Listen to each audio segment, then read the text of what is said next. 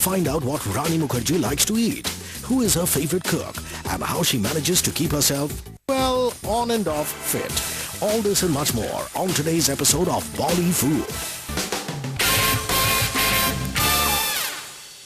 Rani Mukerji comes from a family that has been associated with every aspect of films. Her father, Ram Mukerji, is a retired director. Mother Krishna was a playback singer. Brother Raja Mukerji, a film producer and director. As if that wasn't enough, her aunts Tanuja, Devashri Roy and cousin Kajol have been some of the finest actresses in India. And now, the latest Mukherjee to join the bandwagon is cousin Ayan Mukerji, who directed Wake Up Sid. Rani made her debut in 1997 with the film Raja Ki Aayegi Baraat and set the foundation for many future roles as a versatile actress. I think her best, curiously, decision was to do Raja Ki Aayegi Baraat, the first film she did. And it was a B grader. It did not do well. But her performance was appreciated and, she immediately made an impact. And that was one film in which an actress made an impact, though it was totally not seen by the public. However, just a year later, she made a successful comeback when Atika Khandala from the film Ghulam made her a household name across the country overnight. She next starred in Karan Johar's directorial debut, Kuch Kuch Hota Hai, along with Shah Rukh Khan and cousin Kajol. The film was a smashing box office success, and she received her first Filmfare Award in the Best Supporting Actress category. I could not be anything but an actress. I love my job, I love my profession so much because it has given me name, it has given me fame, it has given me recognition, it has given me everything. And I cannot not think of a life without films. Her next few films like Hello Brother, Hey Ram, Chori Chori Chupke Chupke, Mujhse Dosti Karoge sank without a trace. But then things turned around for Rani when she starred in Shad Ali's critically acclaimed Satya in 2002. The film won her a Filmfare Critics Award for Best Performance and was followed by her 2003 release Chalte Chalte, where she replaced Aishwarya Rai opposite Shah Rukh Khan. Her versatility as an actress was seen in films like Yuva, Hum Tum and Veer Zara. 2005 was perhaps the biggest year in Rani's career, with films like Black, where she convincingly played a blind, deaf and mute girl and won a Filmfare Best Actress Award. I think if she comes in those kind of films, instead of being the glamour doll, that's the way to go. I don't think she should give up the glamour stuff entirely, but, calculate her career where it's going, because I think over 30, you get the best performances. From 30 to 35 is the best time for an actress. However, her luck was soon to run out with a number of forgettable films like Tararampam, Laga Chunri Mein Daag, Savaria and Dil Bole Harippa, which despite all the weight loss failed to revive her career. She is good when she's given a strong role to get into, but she has taken some wrong decisions like Dil Bole Harippa. I mean, what was that? She was doing a Barbara Streisand in Yentl there, and that didn't quite work. But again, I think if she means business, she should just come back with total force right now.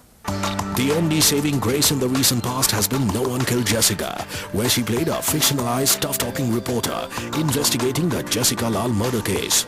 Good decision of late has been to do No One Killed Jessica. And she was gutsy in that. She didn't have problems in using strong words and playing a strong character. And the counterbalance she made with Vidya Balan and herself, that was perfect. Besides her films, Rani Mukerji made her small screen debut with the dance reality show Dance Premier League in 2009. Rani Mukerji has been an amazing actress, among the best we have right now.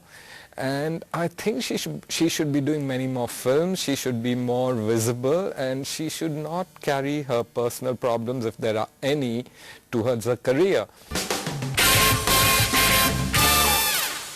As I am a Bengali, for me too, there are three important things in my life: my work, my food and love. Rani likes to keep it simple when it comes to food. She lives on home-cooked food like dal, roti, salad and soup. believes in eating a balanced diet, which she gives credit to for all her weight loss. Rani is a very sensible eater and strictly stays away from sweets, fast foods and colas. Besides eating healthy, she keeps herself well hydrated through the day. So while it's lots of moisturizer that keeps her skin soft from the outside, it's lots of coconut water, Nibu Pani, Jaljeera and water that keeps her well hydrated from the inside. While her acting career may be the reason for her cautioned eating habits, few know that Rani is quite a cook herself, and when in the mood, she is known to cook up a mean machher jhol for her family and friends. Well, that's one aspect of Rani's talented persona that we are sure you weren't aware of. Like all good children, she considers her mother her favorite cook and especially loves her fish-based dishes. Well, Rani, what kind of a Bengali loves fish but stays away from all those mouth-watering mishti dois and rosogullas? All we can say is that with her versatile award-winning roles and sensible eating habits, she could star in the remake of Sense and Sensibility. It's time for a short break. Coming up after this major transformation came about when she started preparing for her role as a sports person in the film Dil Bole Harippa. The goal was basically, for her movie called Dil Bole Harippa, and she was very, very keen on losing all the extra flab that was on her and basically get into shape and become healthy. So it took us a couple of months to get there, obviously, and we worked really hard because we used to work 6 times a week. Her dietitian and trainer made her aware that each individual has a different metabolism structure and her diet would have to be adapted accordingly. I don't believe in dieting because I feel that a body needs a balanced diet. It needs all kind of nutritious foods. By dieting, I think you're spoiling your metabolism. That's what I feel personally. I feel one should eat and one should exercise, and if you have a balance in your eating and your exercise, I don't think you can ever get fat. Rani now follows a balanced diet which comprises of 45% carbohydrates, 40% protein and 15% fats. Her new balanced diet includes no sugar in sweets, no maida flour and just 1 tablespoon of oil in a day. Rani starts her day with some aloe vera followed by a shot of karela juice. She eats half a banana before her workout at the gym and this, we guess, builds up her appetite for a hearty breakfast. However, Rani eats queen-size portions and breakfast comprises of 1 egg white, muesli and a glass of juice. Lunch is usually a chapati, boiled vegetables, chicken or fish and salad, while dinner, which she tries to eat before 8:30 p.m., is a chapati and boiled vegetables. In between meals, she snacks on soups and green tea. Can you believe that she eats boiled vegetables twice a day? That's surely a high price one has to pay for staying slim. Well, whoever said losing weight was easy. कुछ खोने के लिए कुछ खाना भी पड़ता है.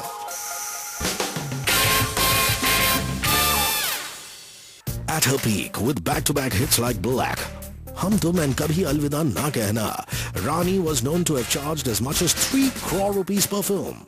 Besides films, she was also amongst the highest paid brand ambassadresses and is reported to have been paid a whopping 1.03 crore rupees as taxes. Well, we'll leave you to do the math and figure out how much money she would have possibly made through endorsements. Her hard-earned money has always been put to good use. She owns houses in Mumbai's Versova and has bought a sprawling bungalow for herself and her parents in Mumbai's Juhu, which was finally ready after a 2-year renovation, with the interiors done by none other than Twinkle Khanna and Suzanne Roshan. Rani has a fetish for cars and owns a top-of-the-line Mercedes-Benz E-Class, which has a price tag of over 44 lakh rupees. Besides expensive cars and gym-equipped homes, she loves vacationing in exotic locales across Europe and in the island of Mauritius. Bid for Rani losing oodles of weight and getting into shape for her role in Dil Bole Harippa goes to Amir Khan's trainer Satyajit Chaurasia and yoga instructor Payal Gidwani, who is one of the trainers credited with Kareena Kapoor's Size Zero. Satyajit helped her set up a gym at her house in Juhu and charted out a workout plan. I started Rani training in 2004, and through Amir Khan, Rani came to me. Amir introduced me to Rani Mukerji, and I started training her during Kabhi Alvida Na Kehna. So before, after Bunty and Bubbly, she was little fat. But after that, in Kabhi Alvida Na Kehna, she was beautiful. She was looking gorgeous. And she trained around 7-8 months before the shoot, and she got that body. Her workout schedule is divided into 2 parts with alternate days of weight training and yoga. Her gym workout, which lasts for about an hour and a half, consists of lightweight training, floor and freehand exercises, and working out with dumbbells. I really don't have a fixed routine of working out because I'm busy shooting. But whenever I get time or whenever I'm in a mood to, I walk for 1 hour on the treadmill or I walk in my building. Rani avoids using heavy weights because of her height. We're glad that Rani just lost a lot of weight to get into shape and did not turn into a size 0 version of Gajni. Besides her gym workout, Rani has been training under yoga instructor Payal Gidwani, who has worked with a number of Bollywood personalities. Her 2-hour yoga workout consists of structurally correct Surya Namaskars, asanas, kriyas, pranayam, and cardio exercises like repeatedly walking up and down the stairs of her house instead of using a stepper. We had put in something was walking up the stairs in her bungalow, which really worked for her because her lower body was a little heavier than normal. So that really worked in her sense, and we used to have yoga sessions for about 1 hour 15 minutes, and 45 minutes she used to walk up the stairs. So I think that is what really works for her. Well, losing weight doesn't happen easily, and in Rani's case, it has taken Rani a lot of hard work for over a year to reach her new tiny size. It was difficult with Rani because she's a foodie, and it really becomes very difficult because you have to control your diet and you have to take a lot of care. It was very tough. It was not easy with her.